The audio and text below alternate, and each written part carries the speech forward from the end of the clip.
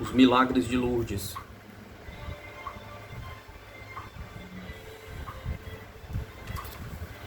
O diabo vagueia por Massabielle.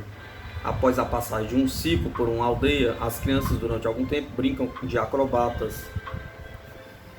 Depois das aparições de 1858, as crianças da região, quase sempre excitadas pelos adultos ávidos pelo maravilhoso, brincaram de videntes.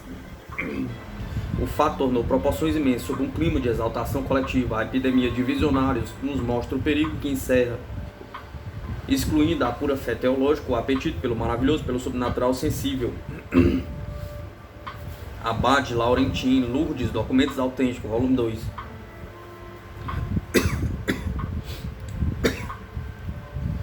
Verão de 1858, residência de Labayelle.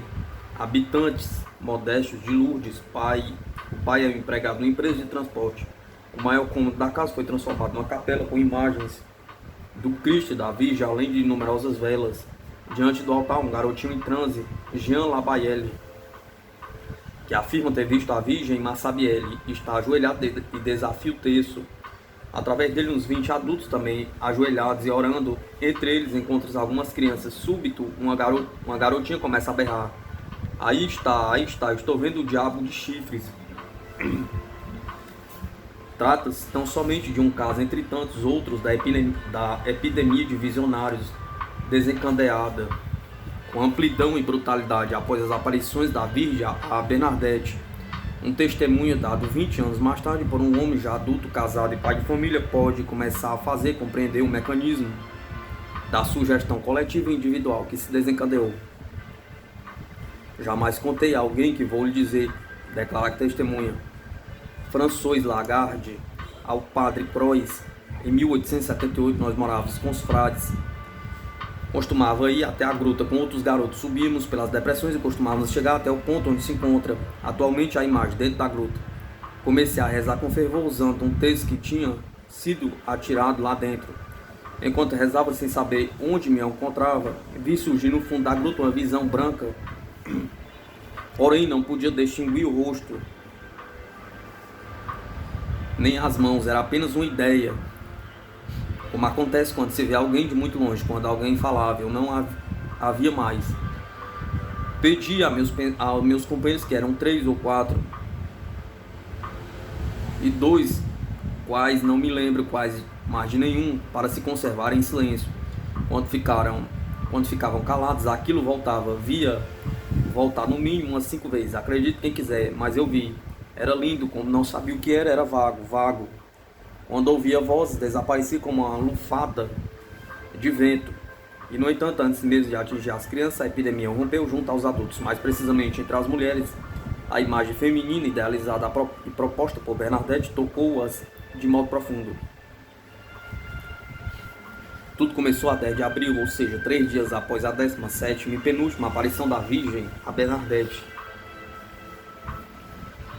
Nesse dia, 3 moradores de Lourdes, Marie Cazenave, uma jovem costureira de 22 anos, durante as 2 de suas amigas, Honorine Lacroix, classificada como uma prostituta horrível e abjeta, posteriormente empregada no trabalho da gruta, e Madeleine Cazax, com 45 anos, acompanhada por 2 estrangeiras, isto é, pessoas que não moravam em Lourdes, decidiram explorar as cavidades superiores e internas da gruta.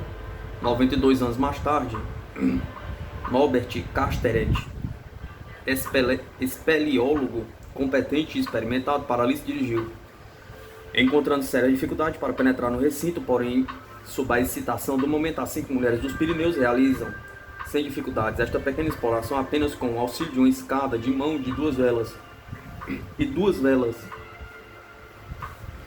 Assim que penetram na galeria escura, onde as 2 velas projetam sombras fantásticas, as mulheres sentem-se tocadas.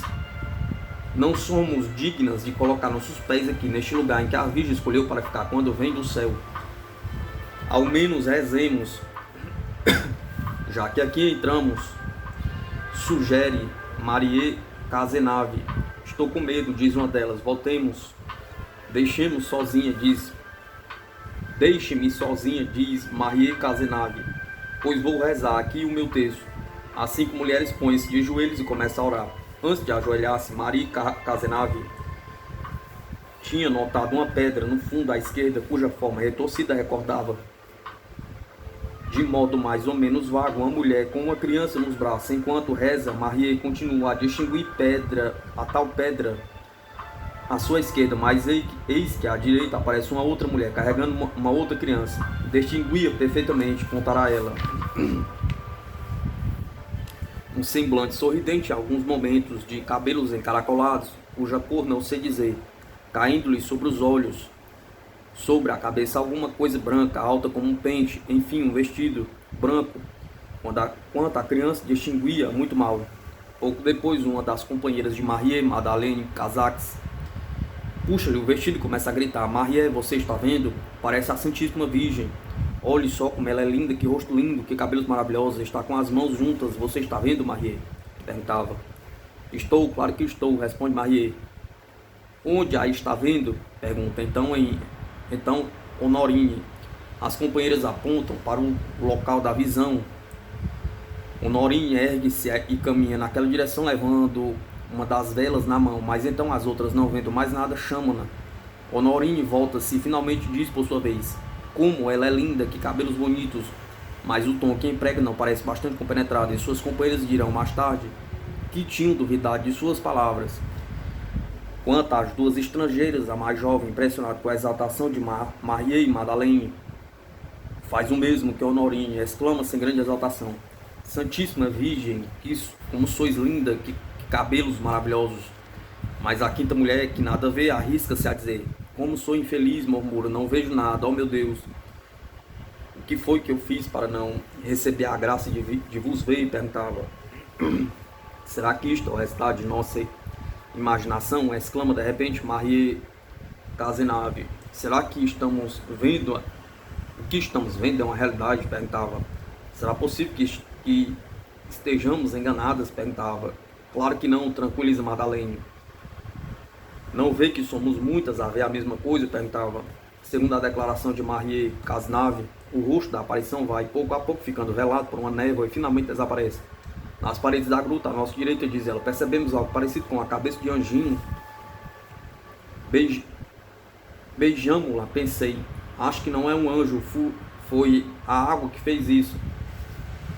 Porém, sentimos prazer em beijá-la, como também, antes de descer, beijamos o solo, finalmente descemos. Quanto a Honorine Lacroix, que Maria Cazenave supôs não haver visto, que afirmava, fará uma descrição extensa da aparição na gruta, declarará ter visto não a Virgem com Jesus nos braços, mas uma garotinha de uns 4 anos, coberta por um véu branco, cujos cabelos caíram sobre as faces e ombros e estava puxados sobre a testa. Essa garotinha, segundo Honorine, tinha olhos azuis e cabelos louros. Em determinados momentos ficava encoberta por uma névoa e em outros tornava a aparecer. Tinha um rosto muito pálido e os pômulos vermelhos. Assim que terminávamos de rezar, ela sumiu, desapareceu. Essa expedição aventureira suscita algumas vocações. A 14 de abril, uma doméstica com cerca de 50 anos, Suzane Lavantes, mais 5 outras mulheres da sua idade mostram-se ainda bastante lépidas para subir por uma escada de mão que levaram consigo e arrastaram-se pela passagem de acesso à gruta. Então logo atinge a sala abobada, ajoelham-se e rezam. Então ergui os olhos contra Suzane Lavantes e notei uma figura branca, mais ou menos da minha altura, uma espécie de vapor, como um véu, sob a qual um vestido se arrastava. Porém, eu não vi o rosto, nem pernas, nem mãos, enfim, nenhuma parte do corpo humano. Após haver presenciado o que tinha visto, era indeciso e vago. Suzane Lavantes revela, no entanto, o estado de pânico a que ficou reduzida. Soltei um grito e juntei as mãos. Comecei a chorar e a tremer assim que vi a névoa. Ao descer, fui obrigado a sentar-me. Uma fraqueza extrema se apoderou de mim. Foi apenas quando retornamos o caminho de volta que, a pedido, uma vez que me perguntaram se tinha visto algo, consegui descrever aquela imagem indefinida. Ao chegar em casa, ou mais precisamente à casa de seu patrão, o Sr. Bailey, um negociante de couros e pele, encontra várias pessoas à sua espera, pois a notícia já havia corrido. Embora ela o negue, Parece certo que Suzane Levante sofreu naquele momento uma reação nervosa muito violenta, inicialmente com convulsões, depois um desfalecimento prolongado. 3 dias mais tarde, no sábado, 17 de abril, nova expedição mística.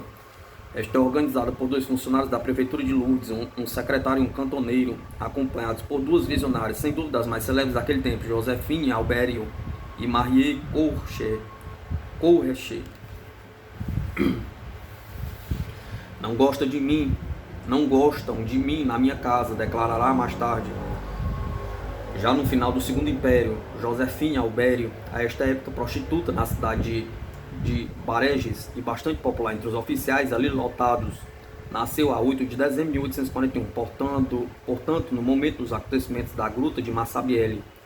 Está com 17 anos, é considerada como tendo um temperamento difícil e estranho, geralmente sente-se muito fraco ou doente demais para trabalhar. A irmã mais velha, sobrecarregada de alfazeres, maltrata seguidamente. Quando tem início as aparições da Virgem, a Bernadette, Josefine Albério demonstra uma grande emoção, perde o apetite, recusando-se a sentar-se à mesa com a família, começa a ter alucinações na modesta cozinha familiar. Ela está aqui, exclama ela, vejo algo que flutua. Vai regularmente à gruta, onde também terá algumas visões, como há sempre a afluência a Massabielle. E numerosos testemunhos deixaram relatos a respeito dos mínimos acontecimentos ali presenciados. Sabemos que estas visões de Josefine Albério tiveram lugar no dia 17, 22 e 23 de abril de 1858, logo após a quinzena de Bernadette, antes que a Virgem revelasse a sua identidade. Da primeira vez, a jovem chora e parece sofrer. Os presentes não põem dúvida da autenticidade do estado estático de Josefine, mas perguntam entre si o que ela vê. Retira-se, Satanás, diz um dos presentes. Se é você que está aqui, Josefine, dizem, parecia perturbada. Dava a impressão de estar procurando algo que teria perdido. Na segunda vez, o seu êxtase é tão espetacular e barulhento, ela grita, urra, contorce-se, que as pessoas presentes ficam assombradas e começam a duvidar. Uma jovem, a senhorita Payhard, que profundamente impressionada com as sessões de Bernadette, iria pouco depois entrar para o convento e resolver verificar a autenticidade do êxtase de Josefine, e para tal fim prega um meio sem dúvida bastante cruel, mas que ela mesma narra sem hesitação e sem remorsos. Utilizei, conta ela, quando já era uma religiosa, uma comprida agulha de cerzi, a mais grossa e a mais forte que consegui arranjar. Cheguei a pedir permissão ao abade Pômia para fazer o que pretendia. Enfiei-lhe no braço até encontrar o osso. Ela não fez o mínimo movimento. Porém, ainda que estivesse em êxtase insensível, não era a Santíssima Virgem que vi naquele momento. O seu rosto e a sua postura eram realmente assustadoras. No momento de um dos êxtases de Josefine Albério, encontra-se presente Estrade, bastante conhecido por seus testemunhos sobre Bernadette. Ele vê a jovem circundada por um grupo atento, formado por umas 12 pessoas, e aproxima-se. Encontramos, diz ele, a jovem de joelhos, numa atitude mater dolorosa. O rosto sem ter os ares inspirados de Bernadette, não deixava de ser belo. Grossas lágrimas brotavam-lhe dos olhos, as mãos estavam unidas numa expressão de dor. No conjunto de seus braços havia uma espécie de reflexo sobrenatural, mal definido sem dúvida, mas que ultrapassava o limite das animações comuns. Depois, amigos, 2 amigos que acompanhavam a jovem ficavam de tal forma emocionados com o espetáculo que caem de joelhos. A terceira vez ela apresenta um aspecto tão triste e tão infeliz, tão desesperado, que uma testemunha lhe diz: o que você está vendo não deve ser bonito. Então Josefine conta que às vezes vê cenas da paixão, outras vezes uma grande cruz negra, e também vê a Sagrada Família, um homem de barba branca, uma mulher bastante jovem e uma criança. O velho está com algumas chaves numa das mãos e com a outra alisa o bigode. Depois disso, Josefine revela seu desejo de ser freira. A irmã mais velha leva a um convento localizado em Pau e paga as despesas necessárias ao seu noviciado, ao término da qual as religiosas mandam-na de volta para casa. Dirige-se então a um outro convento em Toulouse. Porém, contará mais tarde a irmã mais velha, ela não se demorará muito lá. Ao voltar, mendigava. Uma viajante trouxe-a, ela e a mala, em sua charrete desde Tarbes, aqui sem ousar vir até em casa. Foi recolhida por uma senhora que a manteve 8 dias. Passando este tempo, nosso pai e eu, seguindo o conselho do senhor vigário, que nos mandava surrá-la, trancafiamo-la durante 3 dias e 3 noites. Estranha família que trancafia num quarto escuro uma jovem de 18 anos. Contudo, depois que seus torturadores lhe abriram a porta, ela vai embora e passa a trabalhar como criada no hotel em Bargneres. É quando Josefine começa a virar a cabeça, sendo a expressão usada naquele tempo. Pouco depois o pai falece e ela recebe uma pequena herança e compra uma birosca que lhe permite disfarçar sua má conduta. Tínhamos vergonha dela na família e nunca mais foi recebida em nossa casa, diz friamente a irmã mais velha. Quanto a Maria Corres, que o abade Pei Ramalli qualifica como uma santa menina, se é que existe alguma, seu caso é muito mais espinhoso, uma vez que Bernadette iria declarar que, ao seu ver também, tinha visto a Virgem aos 30 anos, mais ou menos, sozinha no mundo e sem família.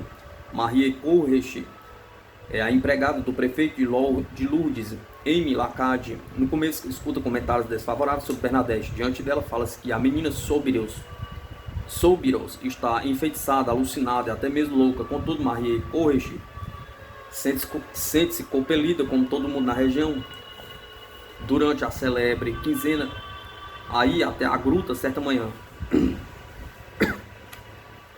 Parecia-me, diz ela, que Bernadette enxergava alguma coisa, sentia pena, rezava como os outros. Ajoelhei-me como os outros, queria muito ver a Virgem. No sábado, dia 17 de abril, no início da tarde, encontrava-se novamente na gruta. Ainda não tinha terminado o texto, diz ela. Quando, olhando para o lado do nicho, tive a impressão de ver ali uma pessoa. Sentia-me cativada, dominada de tal modo como não sabia onde me achava, que não sabia onde me achava. Essa pessoa, segundo a descrição de Maria Corres, estava vestido todo de branco e aparentava ter 15 ou 16 anos. Quando cheguei de volta em casa, senti uma vontade imensa de ficar só e chorar. E pude fazê-lo à vontade enquanto cuidava da casa. Dizia para mim mesma: meu Deus, o que pode ser aquilo? Perguntava. Pensei numa ilusão do demônio e muitas outras coisas. Alguns dias depois, Maria Corres está de volta à gruta de Massabielle e a Santíssima Virgem é ela, sem dúvida, que lhe aparece vestida de branco, loura e descalçada. A Virgem diz a Maria Corres para rezar pelos pecadores, beber da água da fonte, como já fizeram em Bernadette. As pessoas que se encontram na gruta naquele momento, pois há sempre gente por lá, tentam fazer com que a moça fale. O que viu? Perguntaram-lhe. Contudo, Maria Corres afasta-se rapidamente a fim de escapar à curiosidade e contenta-se em responder vagamente: não sei de nada. Porque dirá ela mais tarde: não tinha vontade de dizer. Nós notamos que você estava vendo alguma coisa. Insiste uma mulher que segue Maria Corres. O que pretende que eu tenha visto? Protestou a criada do prefeito de Lourdes. Vocês todos estavam ali como eu.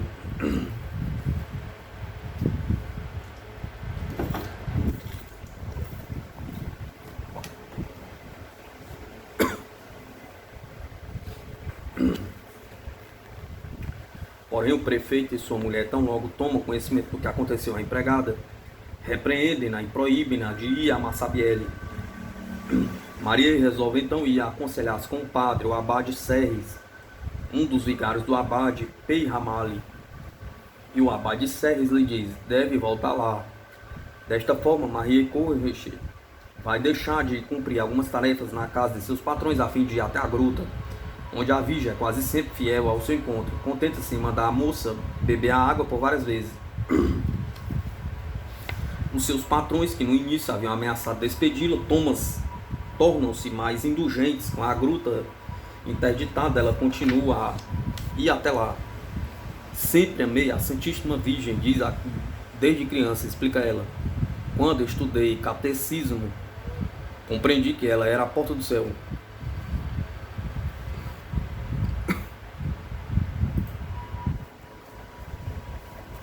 Na véspera da Assunção, a Virgem apareceu enfeitada com uma coroa brilhante. Sua aparência era tão maravilhosa aos olhos da criada que esta desmaiou. No dia da Imaculada Conceição, dirigi-me à gruta de madrugada, antes de romper do dia. Encontrei muita gente por lá, mas não lhe dei atenção. Ocupei o lugar de costume. Pouco depois a aparição surgiu. Não estava com a coroa. Mandou-me ir para apanhar água na fonte a fim de que me levasse 3 vezes. Me lavasse 3 vezes. É aqui que espalharei as minhas graças. Disse-me ela. Então uma nuvem branca apareceu e nela a Santíssima Virgem se elevou. Tudo desapareceu ao mesmo tempo.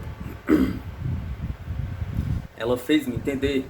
Não escutei uma palavra sequer, mas senti em meu íntimo que eu não haveria mais. Maria Correche está rodeada por fiéis que a atormentam para pedir um milagre à Virgem sobre isso, comentará mais tarde. Nunca me dirigi à aparição, não teria ousado, mas eram tantos os pedidos que resolveu um dia rogar à Virgem para que fizesse um milagre. Mas ela sorria, acrescentou, não dizia nada. Maria Correche também escuta reprimendas veementes. Uma das mulheres presentes maltrata. O que foi que ela lhe disse? Você é um idiota, não sabe lhe perguntar nada? Fica aí como se fosse uma estátua. Quando Maria arrisca a perguntar o nome da aparição, esta lhe responde, eu sou Maria, concebida sem pecado. Num determinado momento, durante um dos seus êxtases, ela parece querer agarrar cuidadosamente algum objeto que se acha à sua frente. Ao voltar a si, pergunta-lhe o que tentava agarrar daquele jeito. Eu queria segurar a Santíssima Virgem pela roupa, mas ela sempre conseguia fugir de mim e sorria ao constatar que eu não conseguia alcançá-la. Certo dia, Maria Coucher fará esta revelação estranha e ingênua. A primeira coisa que ela fazia era me cumprimentar, depois ficava nos olhando como duas tolas, e eu sou uma delas. De outra feita, uma testemunha observa que Maria, durante o seu êxtase, estava com o rosto em fogo e pergunta-lhe por quê. Sentia-me tão contente, nunca a tinha visto tão linda. Estou surpresa de ver que não morri de tanta alegria. Havia estrelas no seu vestido, um cinto de ouro, como uma coroa de florzinhas em todas as cores e que cintilavam muito. Perguntei à Santíssima Virgem, por que motivo me faz experimentar tamanha alegria? E ela respondeu-me, é para lhe dar uma ideia do céu, caso tenha a felicidade de ir para lá e algum dia. Quando as aparições cessam, Maria Couche chora seguidamente. Perguntei-lhe por que se sente tão triste, já que teve a felicidade de ver a Virgem tantas vezes seguidas. Mas como querem vocês que eu permaneça na terra? Pergunta. Se pelo menos eu tivesse podido segurá-la pelo vestido, talvez me tivesse voado para o céu.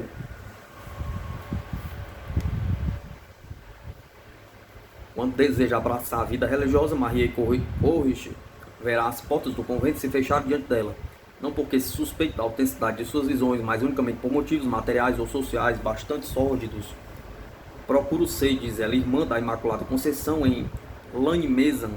Disseram-me que era necessário 6.000 francos no convento de São Vicente de Paulo, em Tarbes. Também me disseram não, porque eu já tinha sido uma criada. A resposta também foi idêntica junto às carmelitas em Tarbes. E a criada de bom coração e da imaginação mística deveria, querendo ou não, voltar humildemente aos seus fornos e aos seus espanadores. As visões tinham ocorrido a partir de meados de abril até o Natal de 1858, mas entre mentes, a partir do dia 13 de maio, surgiu o fenômeno das crianças visionárias que abalou toda a região. As suas sessões de êxtase místico teve lugar inicialmente na gruta de Massabielle. Depois, quando esta é fechada e interditada, elas vão para a fonte de Briolante, bem próximo do prado de Ribéry, às margens do Gave. Também atrai uma multidão para a frente das capelas que montam em suas casas. O fenômeno durará até meados de julho, mais ou menos, ou seja, por 2 meses. Quase sempre aquelas visões cheiram mais a enxofre do que a incenso puro. Desta maneira, vários dentre eles declaram ver em Massabielle não a linda Dama de Branco de Bernadette, mas um monstro negro com um aspecto terrificante. É uma menininha de 9 ou 10 anos, tem por hábito enfiar-se numa depressão do rochedo, não longe da gruta. E ali ela berra como se fosse uma loba agonizante. Ninguém procura entender o que pretende dizer a criança ao se comportar de tal forma tão estranha e espetacular. Tratam-na de selvagenzinha e repreendem-na. Da mesma maneira, os guardas, quando surpreendem um grupo de crianças fazendo fingimentos na gruta, expulsam-nas gritando. Saiam daqui, seus moleques. A maioria deles imita Bernadette em Massabielle. Quando a gruta ainda está aberta, beijam o solo, caminham de joelhos e as garotinhas sorriem em êxtase. Em meio a esta atmosfera de fervor místico e de crença generalizada no sobrenatural que então reina em Lourdes. Muitos não duvidam dos pequeninos visionários, outros acham que se trata de um simples e pura comédia. E há também aqueles que interrogam a si mesmos, como por exemplo a irmã do abade Penny. É impossível que um número tão elevado de crianças de bairros vários, de idades diversas, de sexos diferentes, tenham tido um acordo no sentido de representar uma comédia deste tipo, sem nunca se traírem. Muita gente também assiste a tais sessões como se tratasse de um espetáculo verdadeiro. É engraçado ver todos esses pequeninos visionários, diz um dos espectadores. Eles erguem as mãos e os olhos na direção do céu e se agitam de ceia, que querem agarrar alguma coisa no vazio. O chefe é Julien Cazenave. Aos 8 anos, tão minúsculo e doentio que o apelidaram de menino ou menino. As visões começaram num dia, revelara ele mais tarde, em que não se trabalhava. Talvez numa quinta-feira à noite encontrava-me na gruta com um primo, Jean Crozat, da minha idade. Havia muita gente por lá. Vínhamos de um passeio pela floresta, descendo para olhar. Rezamos e alguma coisa passou-me diante dos olhos. Tinha as feições masculinas. Já não me recordo nitidamente. Aqui toco-me. Aquilo tocou-me e ri em seguida e comecei a chorar. Contudo, é num prato um pouco mais adiante, às margens do Gave, que o pequeno menino instala-se e tem suas visões. No prado de Ribéry, ao seu lado estão outras crianças que compartilham de sua exaltação. As outras crianças faziam como eu, algumas caretas, continua ele. Todos eram acometidos por uma espécie de convulsão e soltavam gritos inarticulados. A tal ponto, declara uma testemunha, que dava pena ouvir. Menino atrai uma verdadeira corte de fiéis. Algumas mulheres, afirma ele, vinham procurá-lo, geralmente à noite. Levavam-no até o prado de Ribéry, onde ele havia erguido uma espécie de capelinha. Isto acontece em fim de junho e começo de julho de 1858. Assim que chegava a Ribéry, começa a rezar, relata o menino. Às vezes não via nada, absolutamente nada. Outras vezes via a mesma coisa. Não era uma mulher e eu não sabia explicar o que era. Eu dizia, é preciso rezar, ajoelhem-se, beijem o solo. Porque eu sentia medo, jamais afirmei que a minha visão falava comigo, nunca escutei nada. Às vezes eu apanhava os textos e mergulhava-os na água da fonte. Agia assim porque esta ideia me passava pela cabeça. As mulheres que acompanhavam o pequenino menino fizeram-lhe uma coroa de flor de louro e colocaram sobre a cabeça, assim escoltado, gritando e contorcendo-se. O garotinho vê sua aparição deslocar-se para sobre as árvores do prado, e então eles a seguem tentando agarrá-la. Nem meu pai, nem minha mãe, dirá ainda o garoto, me acompanhavam, jamais quiseram seguir-me, proibiram-me de ir até lá, porque achavam que não se tratava da Santíssima Virgem, mas sim de algo ruim. Contudo, não me chamava a atenção. Quando chegava de volta em casa, sabiam perfeitamente que só me dirigia para lá quando alguém vinha me apanhar. Voltávamos às 10h10h30. Estávamos no verão, havia feno cortado, nós o pisoteávamos e os proprietários reclamavam.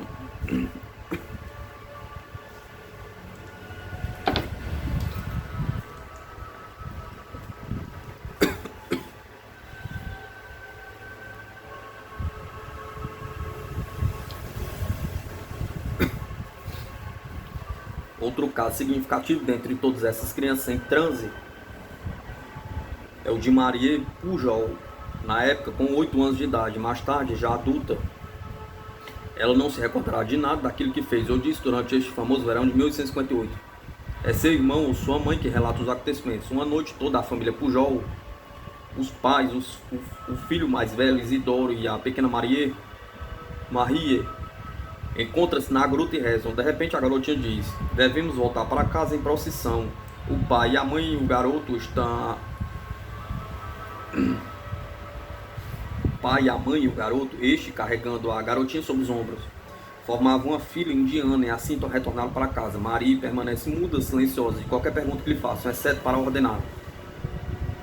não saiam da fila. A menina só voltará a falar no decorrer do dia seguinte. A família Pujol volta seguidamente à gruta, onde a pequena Marie arma uma espécie de altar numa depressão do rochedo. Um dia, ao voltar da gruta, ela declara muito sério ao pai: papai, você não ama a mamãe, a Santíssima Virgem disse-me que você faz a mamãe sofrer. A mãe de Marie, ao contar isto, cerca de 20 anos mais tarde, revela que a partir do nascimento da filha, o marido começou a desprezá-la.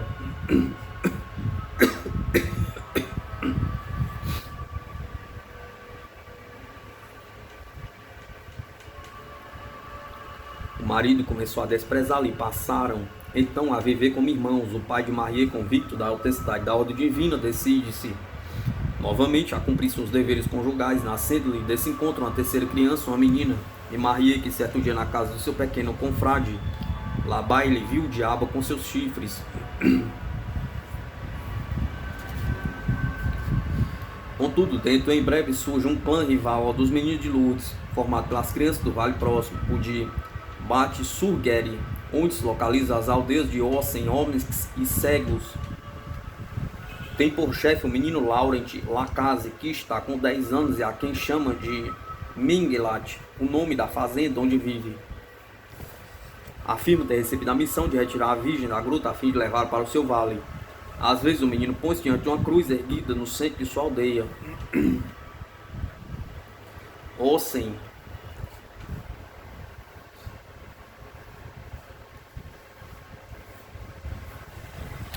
E ali começa a pregar um francês fluente, ele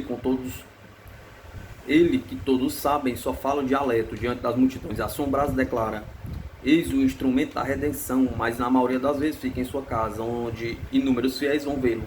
Tão logo entra alguém, apanha o texto e ergue-o até alcançar a altura de um buraco na parede, onde um dia viu surgir a aparição. Assim que entravam, ele apanhava os textos e erguia-os junto à parede. Acho que todos os textos na aldeia foram suspensos por ele. Relatará mais tarde a senhorita Madeleine Bass, mulher do prefeito de Ossen.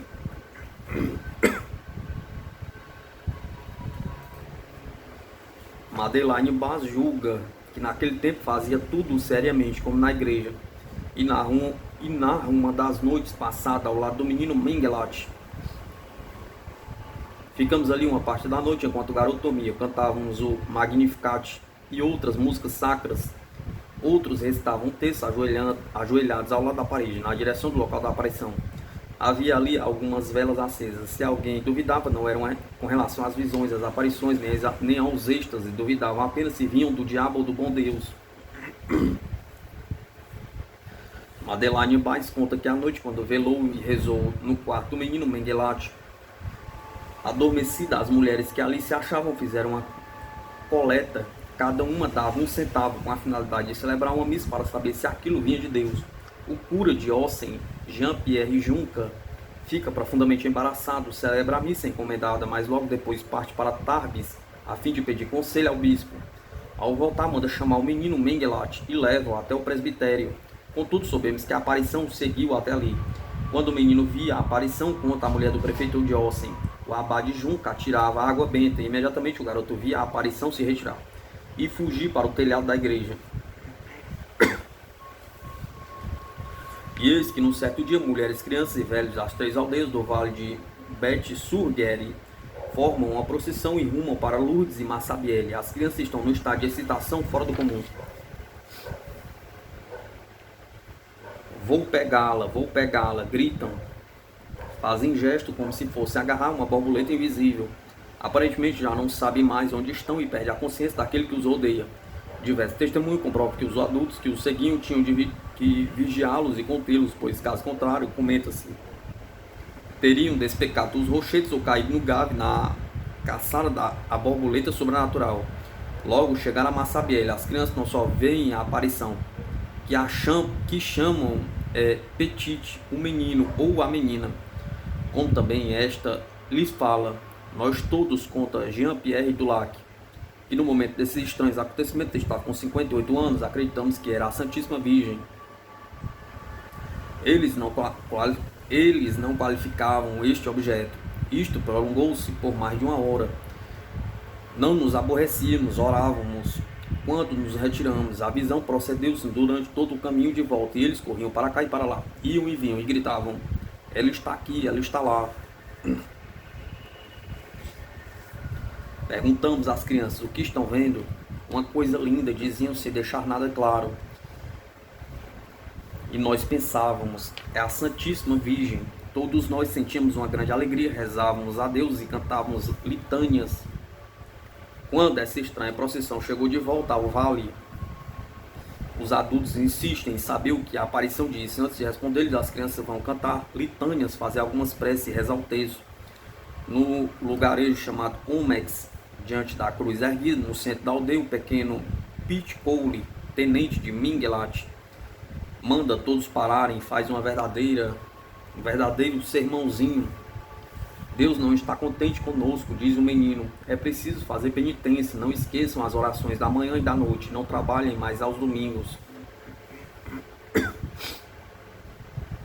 Os adultos estão ajoelhados e vários dentre eles choram em Ossen sob a influência de Pete Cole e de Mengele. A exaltação das crianças vai prolongar-se por vários dias. As crianças relatarão posteriormente o cura de cegos. Estavam como que obcecados por esta aparição, pelas ruas e nas casas, corria atrás dela, procurando agarrá-la, enquanto gritavam: ele está aqui. A aparição surgiu sobre uma cornicha, sobre uma viga, etc. Os pais acreditavam em parte nessas maravilhas por amor próprio. As crianças berravam e estavam desnorteadas em relação ao próprio comportamento, atiravam-lhe objetos para benzer.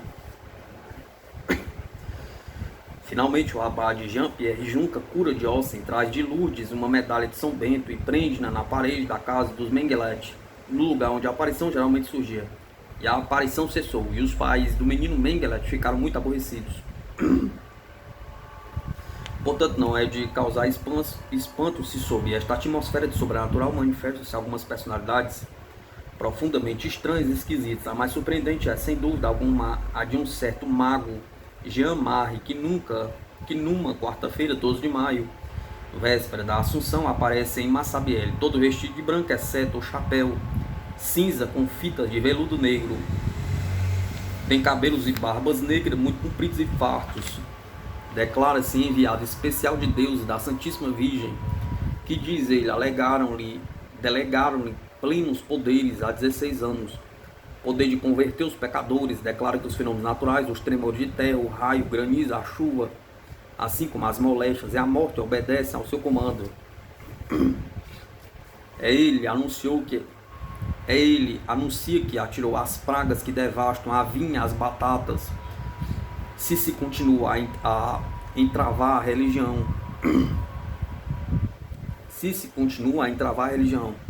destruirá da mesma forma o trigo, o milho, as frutas e os legumes, e vai até Lourdes, revela, a fim de castigar aqueles que mandaram retirar os objetos depositados na gruta de Massabielle por devotos peregrinos. Após esse estranho sermão, ruma para um cabaré de Lourdes, onde recomeça a desafiar seus vaticínios. O comissário Jacomete, ao saber do fato, dirige-se pessoalmente para onde se acha o profeta. Este ameaça de destruição do cargo que ocupa, comunica que o prefeito cairá gravemente enfermo, que o procurador imperial vai perder seu lugar e ficar paralítico, que uma epidemia de peste se alastrará em Lourdes, etc. No entanto, Jean Marie afirma que todos estes males poderão ser evitados se construir rapidamente uma capela na gruta. O comissário prende-o e leva-o até a presença do procurador. Então ele se mostra de uma irreverência extrema. O magistrado conclui simplesmente que esta exaltação incandescente nada mais é do que o resultado dos vapores do vinho.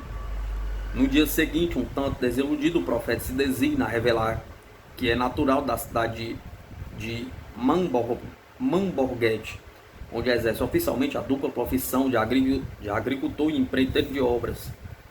Ele afirma, contra o procurador, ao seu superior em Tarbes, que há muito tempo mantém comunicação frequente com as forças superiores, Deus e a Santíssima Virgem, que lhe aparecem que lhe aparecem e lhe aparecem quando ele o deseja e que lhe deram a faculdade de realizar milagres. O profeta de Malborguete traz sempre consigo um caderno onde começa a escrever a sua própria Bíblia. As linhas iniciais desse texto, bastante estranho, como bem o podemos imaginar, misturam de modo ágil a tradição cristã e a exaltação taumaturga.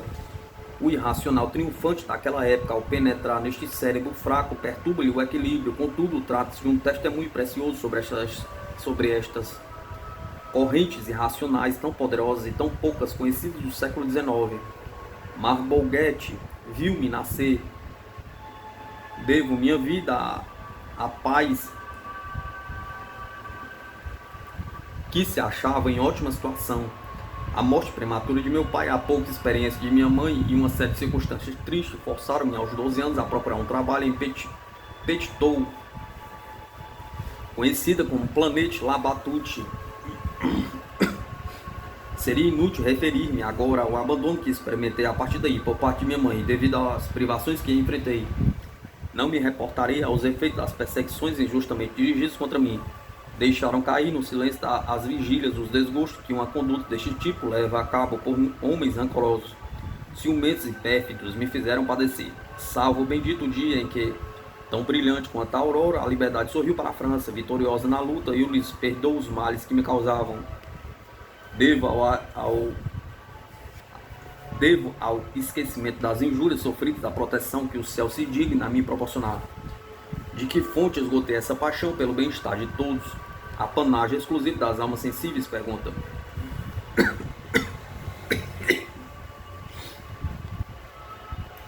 Da fonte divina, conhecedor dos segredos da providência.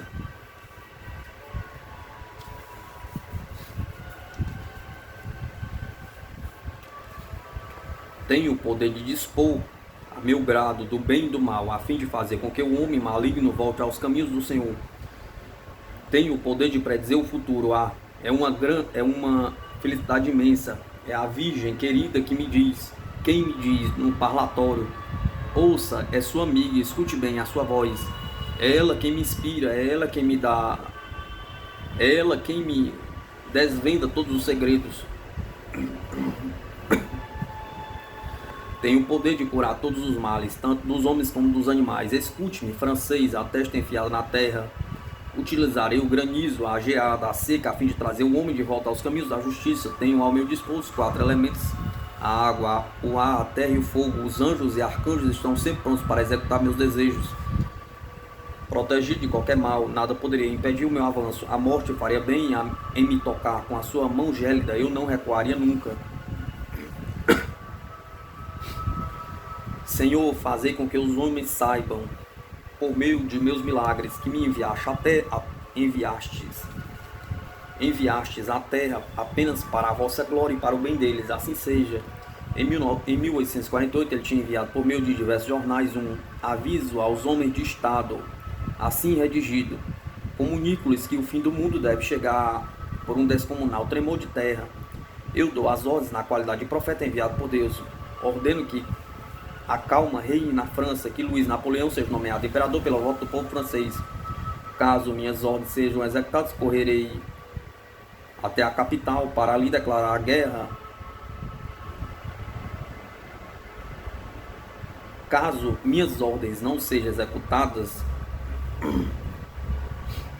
correrei até a capital para ali declarar a guerra e a pilhagem. Imobilizarei o sol e a lua, e a desgraça cairá sobre o povo, que será aniquilado. Caso minhas ordens sejam executadas, darei anistia a todos aqueles que a merecem. O ouro e a prata circularão.